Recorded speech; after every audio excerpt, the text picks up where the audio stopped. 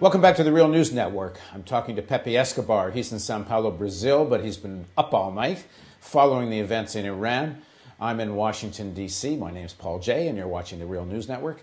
And Pepe, let's pick up where we left off. So just to sum it up very quickly, what amounts to open civil war has broken out amongst the Iranian elite. On one side, you have Ahmadinejad, the supreme leader, with a lot of support in the countryside and perhaps amongst urban poor.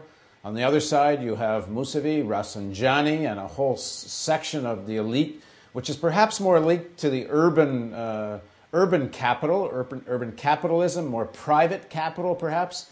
On the other side, Revolutionary Guard, which is a little more entrenched in state capitalism. And both sides more or less raising sections of the population at war with each other. But clearly, the Ahmadinejad side seems to have the army and the supreme leader and the upper hand. So pick up a little bit about the economics of all of this, and then let's get into U.S. policy. The problem is that these ultra-conservative, let's say the neocons of Iran, supreme leader, Ahmadinejad, Revolutionary Guards, Basiji, the police apparatus, Ministry of Interior, controlled by the Ahmadinejad faction, they control all the levers of power.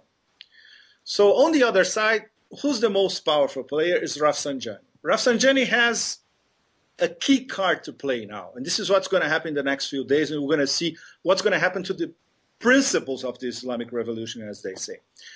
As the leader of the Council of Experts, if he can muster enough votes, he can remove the supreme leader. Council of Experts is 86 clerics, all of them very conservative, all male, no women. They meet twice a year maximum to discuss matters related to the supreme leader. Rafsanjani, as we speak, he's trying to see if he can muster enough votes to maybe, it'll be a white coup, in fact.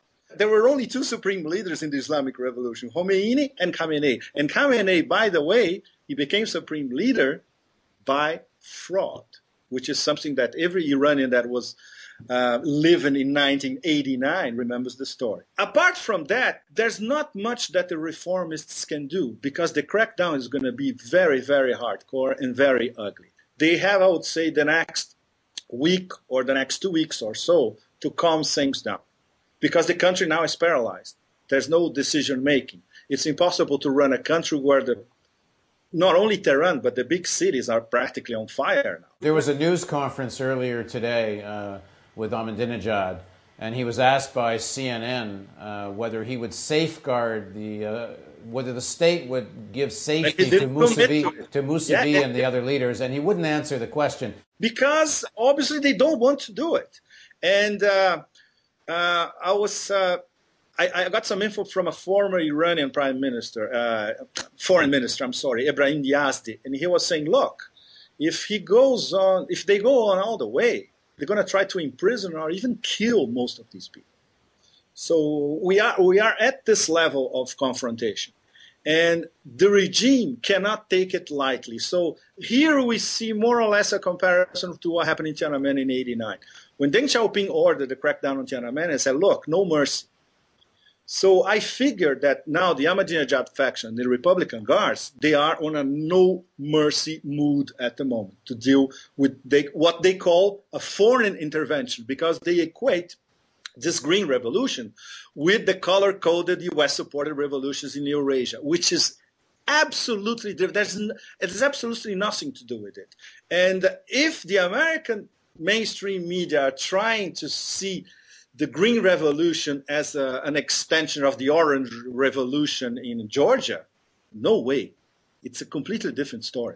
And this is because the leaders of the Green Revolution have pledged to maintain Iranian independence on the nuclear issue and other such issues. They're not an extension of U.S. power.